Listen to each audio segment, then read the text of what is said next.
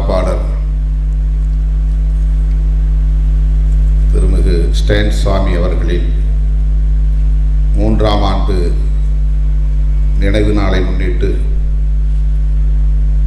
ஒருங்கிணைக்கப்பட்டிருக்கிற இந்த வீர வணக்க நிகழ்வை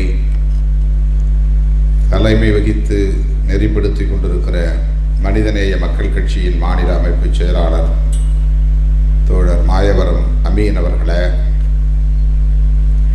அனைவரையும் வரவேற்று சிறப்பித்திருக்கிற அருட்பணி செபாஸ்டின் அவர்களே,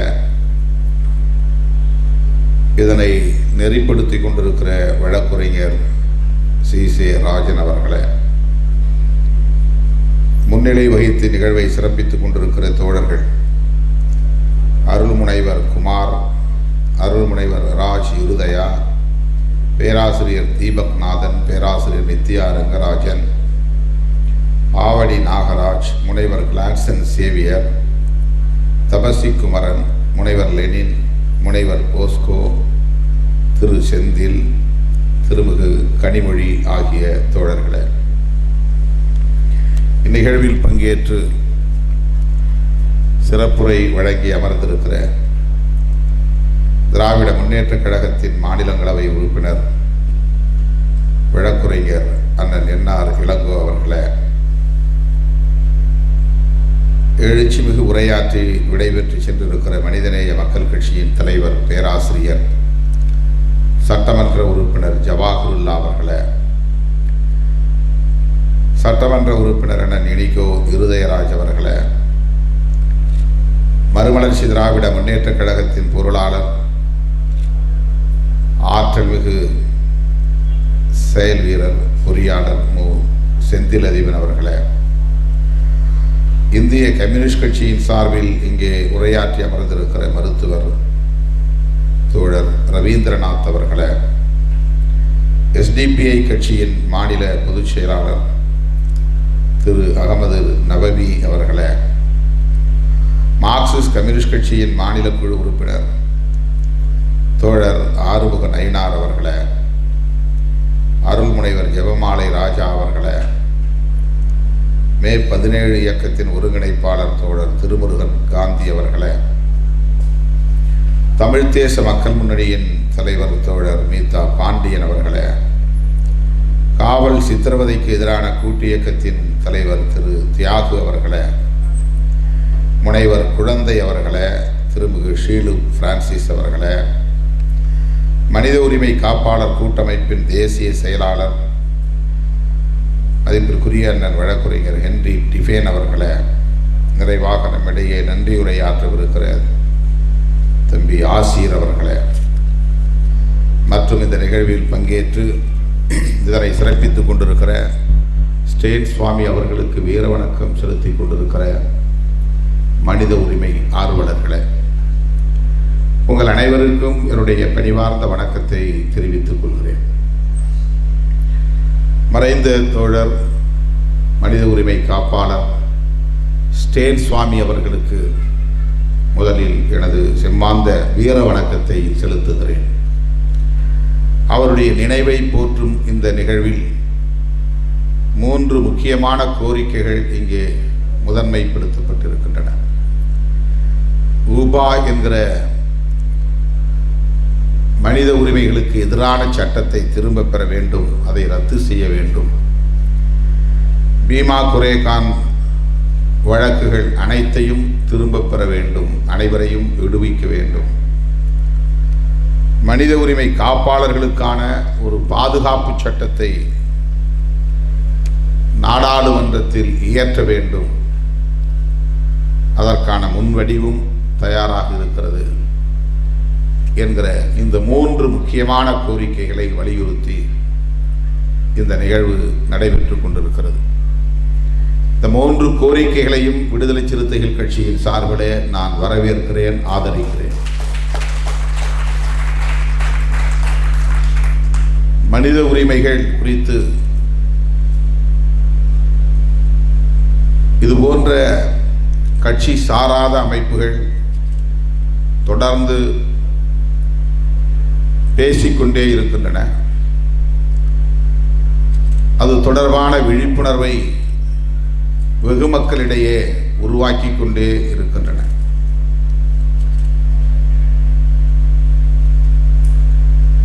மனித உரிமைகள் குறித்து போதிய விழிப்புணர்வு இன்னும் பொதுமக்களிடையே வெகு மக்களிடையே உருவாகவில்லை என்பதுதான் நாம் ஒப்புக்கொள்ள வேண்டிய கசப்பான உண்மை.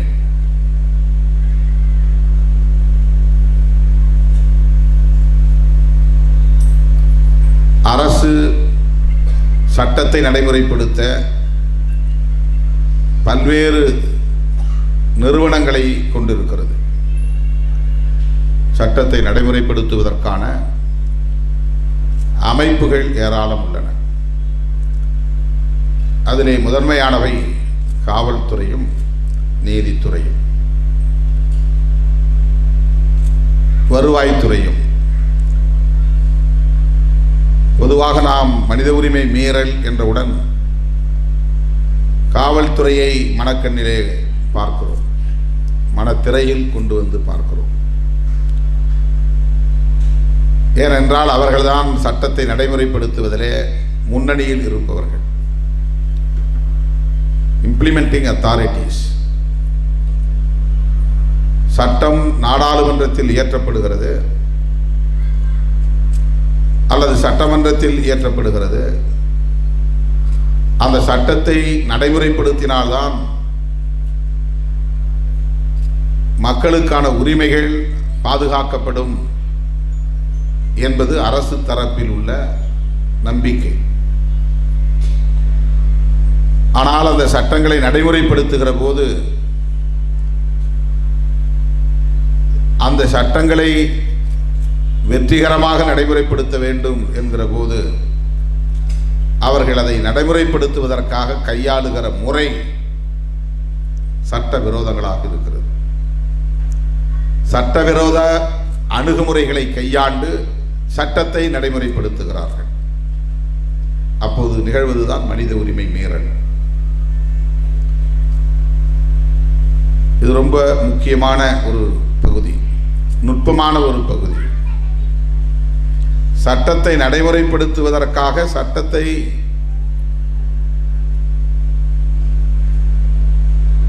வெகு மக்களிடத்திலே கொண்டு போய் சேர்ப்பதற்காக அல்லது வெகு மக்களின் பாதுகாப்புக்காக நடைமுறைப்படுத்துவதற்காக அவர்கள் கையாளுகிற அணுகுமுறை என்பது பெரும்பாலும் சட்டவிரோத அணுகுமுறைகளாக இருக்கின்றன. அப்படிப்பட்ட சட்டவிரோத அணுகுமுறைகளை அவர்கள் அதிகார வர்க்கத்தை சார்ந்தவர்கள், ஆட்சியாளர்கள் தீவிரப்படுத்துகிற போது ஸ்டேன் சுவாமி போன்றவர்கள்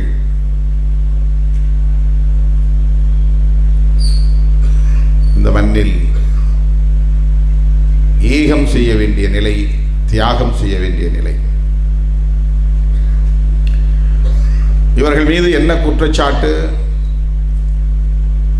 இவர்கள் சட்டத்தை நடைமுறைப்படுத்தக்கூடாது என்று எங்கேயும் போய் தடுக்கவில்லை. அதிகார வர்க்கத்தை இவர்கள் மறித்து இதை நடைமுறைப்படுத்தக்கூடாது என்று போராடவில்லை. ஆனால் இவர்களை குறிவைத்து வன்கொடுமைக்கு உள்ளாக்குகிறார்கள். அதற்கு மிக முக்கிய காரணம் இங்கே தோழர்கள் அத்தனை பேரும் சொன்ன ஒரு கருத்து, இவர்கள் மாவோயிஸ்டுகள் என்று முத்திரை குத்தப்படுவது. ஏன் மாவோயிஸ்டுகள் குறிவைக்கப்படுகிறார்கள்? மாவோயிஸ்டுகள் யார்? ஒருவன் மாவோயிஸ்டாக இருக்கக்கூடாதா? மாவோயிஸ்டாக இருந்தால் எப்படி அவன் இந்த அரசுக்கு எதிராக இருக்க முடியும் அல்லது மக்களுக்கு எதிராக இருக்க முடியும்? ஆட்சியிலே இருப்பவர்கள், சட்டத்தை இயற்றக்கூடியவர்கள், அதிகாரத்தை கையிலே வைத்திருப்பவர்கள், அந்த சட்டத்தை நடைமுறைப்படுத்தக்கூடியவர்கள் வலதுசாரிகளாக இருக்கிறார்கள். அதனால் இடதுசாரிகளை அவர்கள் ஏற்பதில்லை. ஆகவே இங்கு வெறும் மனித உரிமை மீறல் என்கிற நிலையோடு அது நின்றுவிடவில்லை. சட்டத்தை நடைமுறைப்படுத்துகிற போது சில வயலேஷன்ஸ், அத்துமீறல்கள் நடக்கின்றன என்கிற அளவிலே மட்டும் அதை நாம் மதிப்பிட்டு விட முடியாது. இந்த சட்டத்தை உருவாக்கக்கூடியவர்களும் சட்டத்தை நடைமுறைப்படுத்தக்கூடியவர்களும் ஒரு கருத்தியல் சார்ந்தவர்களாக இருக்கிறார்கள். அந்த கருத்தியல் வலதுசாரி கருத்தியலாக இருக்கிறது. ஆகவேதான் இங்கே இடதுசாரி கருத்தியலை கொண்டவர்களை சட்டத்துக்கு எதிரானவர்களாக பார்க்கிறார்கள், அரசுக்கு எதிரானவர்களாக பார்க்கிறார்கள்.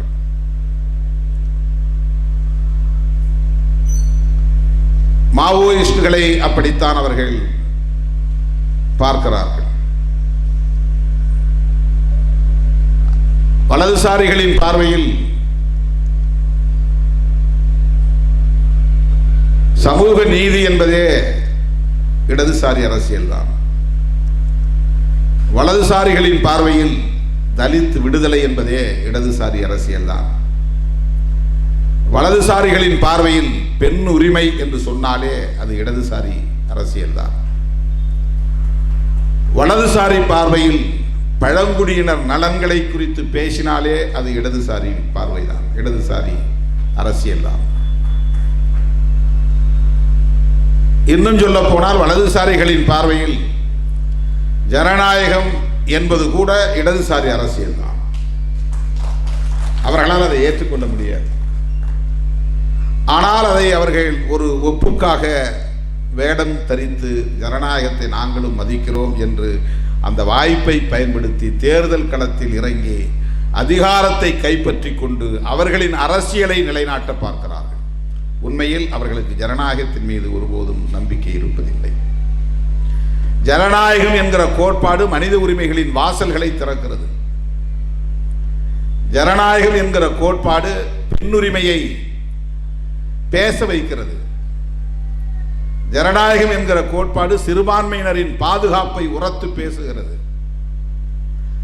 ஜனநாயகம் என்கிற கோட்பாடு தான் சமூக நீதிக்கான பாதையை திறக்கிறது. எனவே ஜனநாயகத்தையே வலதுசாரிகளால் ஏற்றுக்கொள்ள முடியாது. ஆகவேதான் அவர்கள் ஹிட்லரையும் முசோலினையும் தங்களின் கொள்கை ஆசான்களாக, பாசிசத்தை அவர்கள் ஏற்றுக்கொள்கிறார்கள், அவர்களை முன்மாதிரிகளாக ஏற்றுக்கொள்கிறார்கள், அவர்களின் வழிகளை பின்பற்ற துடிக்கிறார்கள். அவர்களுக்கு பாசிசத்தின் மீது இருக்கிற பிடிப்பை, பற்றுதலை வெளிப்படுத்தாமல் ஜனநாயக முகமூடியை அணிந்து கொண்டே ஜனநாயகத்தை நசுக்குகிற நடவடிக்கைகளில் ஈடுபடுகிறார்கள். ஸ்டேன் சுவாமி அவர்களின் மீதான இந்த ஒடுக்குமுறை என்பது ஜனநாயகத்திற்கு எதிரான ஒடுக்குமுறை. அவர் எந்த வன்முறையிலும் ஈடுபடவில்லை, வன்முறை பிரச்சாரத்திலும் ஈடுபடவில்லை. ஆனால் அவர் மீது இந்த வழக்கு ஏன் தொடுக்கப்பட்டது?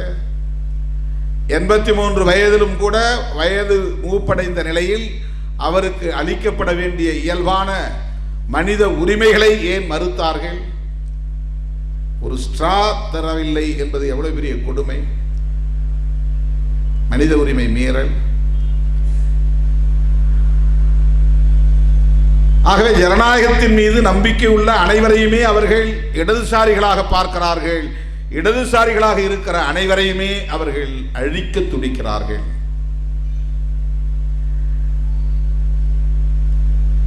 தலைமறைவு இயக்கம் என்று மார்க்சிய லெனினிய இயக்கங்கள் காடுகளிலே பதுங்கி மக்களை அமைப்பாக்கி வருகிறார்கள், அரசியல்படுத்தி வருகிறார்கள்.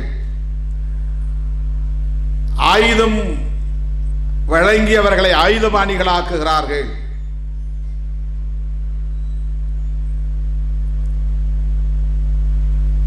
அரசு அல்லது அதிகார வர்க்கம் இதை ஏற்காது, நசுக்கும். ஆகவே தலைமறைவு என்பது ஒரு உத்தி, அண்டர் கிரவுண்ட், யூஜி.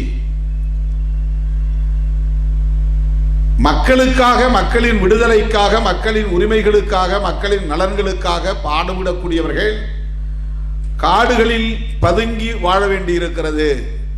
ஆனால் மக்களுக்கு எதிரானவர்கள் ஜனநாயகத்தை பயன்படுத்தி, அதிகாரத்தை பயன்படுத்தி, ஆயுதங்களோடு தெருவில் வெளிப்படையாக இயங்குகிறார்கள், மேடைகளில் நிற்கிறார்கள்.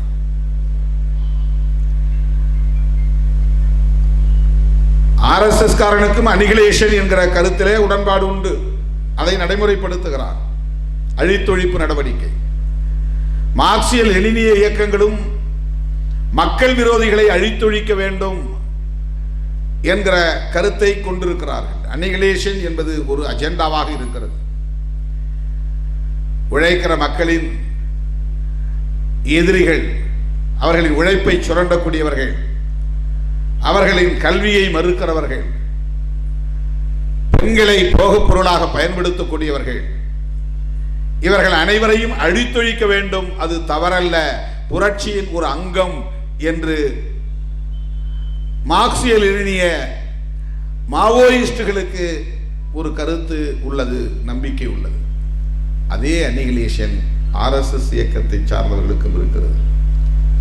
கௌரி லங்கேஷ், பேராசிரியர் கல்புர்கி, பன்சாரே, கோவிந்த் பன்சாரே, இவர்களெல்லாம் யாரால் படுகொலை செய்யப்பட்டார்கள்? இதன் பெயர் என்ன? இதுதான் அனிகிலேஷன். இதுதான் ML இயக்கத்திலும் இருக்கிறது. அவர்கள் மக்கள் விரோதிகளை அழித்தொழிக்க வேண்டும் என்கிற கருத்தில் உடன்படுகிறவர்கள்.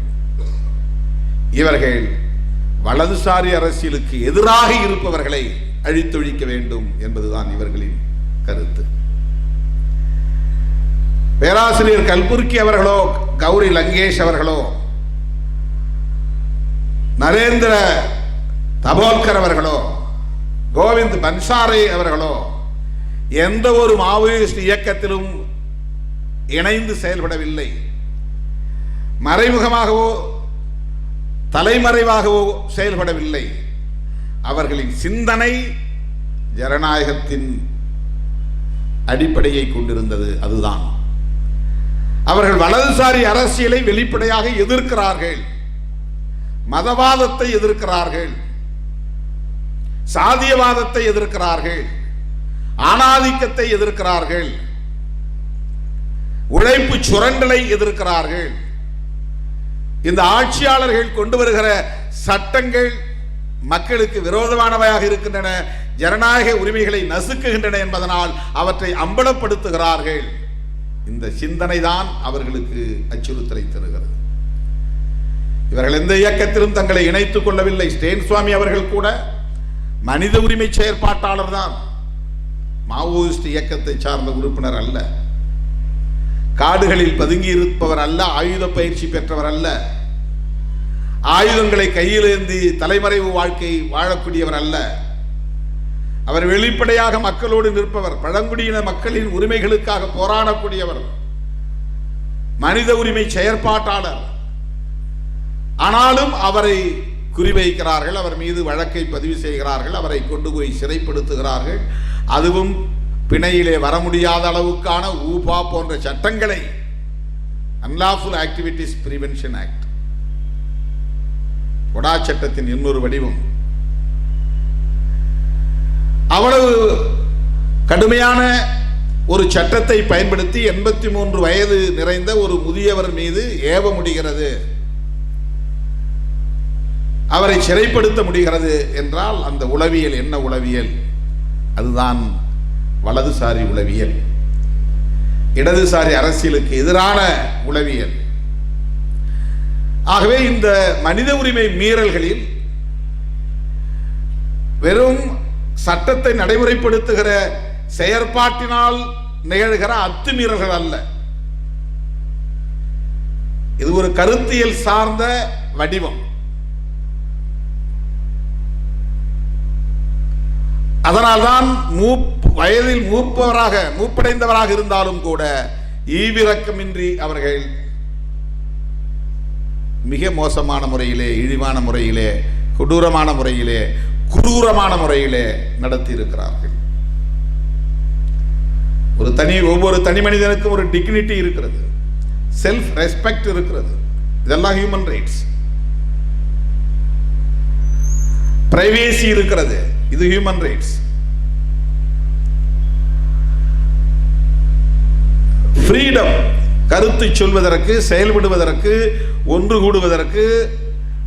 இயக்கம் உருவாக்குவதற்கு, அமைப்பை உருவாக்குவதற்கு, மக்களை சந்திப்பதற்கு, மக்களிடையே அரசியல் பேசுவதற்கு சுதந்திரம் இருக்கிறது. இது ஹியூமன் ரைட்ஸ். இதையெல்லாம் தடுக்கிற சட்டங்கள் ஒரு கருத்தை பின்புலமாக கொண்டிருக்கிறது என்பதுதான் முக்கியமானது. இது ஏதோ ஒரு குறிப்பிட்ட கட்சி, ஒரு குறிப்பிட்ட அதிகாரி, இந்த அதிகாரியை மாற்றிவிட்டால் இது சரியாகிவிடும் என்றல்ல. இந்த அதிகாரி தான் அதிகம் மனித உரிமை மீறலை செய்கிறார் என்று அவர்களை மட்டுமே நாம் விமர்சித்து அவர்களை அப்புறப்படுத்துவது மட்டுமே இதற்கு தீர்வு இல்லை. இங்கே வலதுசாரி உளவியல் வலுவாக கட்டமைக்கப்பட்டிருக்கிறது. அந்த உளவியலை தகர்ப்பதுதான் இதற்கு தீர்வு. அந்த உளவியலை புரிந்து கொள்வதுதான் இதற்கான வழிமுறை. அவர்கள் எப்படிப்பட்டவர்களாக இருக்கிறார்கள் என்பதுதான் இங்கே முக்கியமானது. அதை புரிந்து கொண்டால்தான் அவர்கள் அஜெண்டாவை புரிந்து கொள்ள முடியும், அவர்களின் செயல் திட்டத்தை புரிந்து கொள்ள முடியும். அதன் அடிப்படையில் தான் நாம் மக்களை அரசியல்படுத்த வேண்டிய தேவை இருக்கிறது. இங்கே இடதுசாரி அரசியல் என்பது அல்லது மாவோயிஸ்ட் அரசியல் என்பது மக்களுக்கு எதிரானது அல்ல. இதை நாம் உரத்து பேச வேண்டும். மாவோயிஸ்டுகளை அந்நியப்படுத்துவதற்கு அவர்கள் முயற்சிக்கிறார்கள். மாவோயிஸ்டுகள் நம்மவர்கள் என்று நாம் உரத்து பேச வேண்டும். அவர்கள் மக்களுக்கு எதிரானவர்கள் இல்லை என்பதை நாம் பேச வேண்டும். அவர்கள் தலைமறைவாக இருக்கலாம் அல்லது சட்டத்துக்கு விரோதமான நடவடிக்கைகளில் ஈடுபடலாம். ஆனால் அவர்களின் இன்டென்ஷன் என்பது, அவர்களின் நோக்கம் என்பது, அவர்களின் செயல் திட்டம் என்பது, அவர்களின் இலக்கு என்பது உழைக்கும் மக்களின் நலன்கள், உழைக்கும் மக்களின் விடுதலை என்பதுதான். இந்த மாவோயிஸ்ட் மக்களுக்கு எதிராக செயல்பட்டு இருக்கிறார். அந்த மாவோயிஸ்டை இவன் மக்கள் விரோதி அல்லது தேச விரோதி அல்லது சட்ட விரோதி என்று அந்நியப்படுத்துவதை நாம் வேடிக்கை பார்க்கிற வரையில் வலதுசாரி அரசியலை நம்மால் ஒருபோதும் தகர்க்க முடியாது. அந்த உளவியலை நம்மால் புரிந்து கொள்ள முடியாது.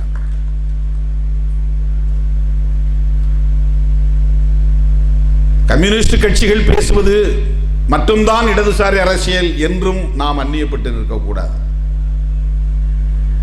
மனித உரிமைகளை பேசினாலே நீ இடதுசாரி தான். ஹியூமன் ரைட்ஸ் ஆக்டிவிஸ்ட் அனைவருமே இடதுசாரிகள் தான். அதனால் தானே ஸ்டான் சுவாமி அவர்கள் மீது இந்த ஒடுக்குமுறை. அவர் மனித உரிமைகளை பேசியதால் தானே. அவர் வேற எந்த கம்யூனிஸ்ட் கட்சியிலும் உறுப்பினர் இல்லையே. மனித உரிமைகளே அவர்களின் பார்வையில், வலதுசாரிகளின் பார்வையில் இடதுசாரி அரசியலாக இருக்கிறது. அதுதான் முக்கியமானது. அருமை தோழர்களே, தலித் அரசியல் என்பதும் இடதுசாரி அரசியல் தான், சாதி அரசியல் அல்ல.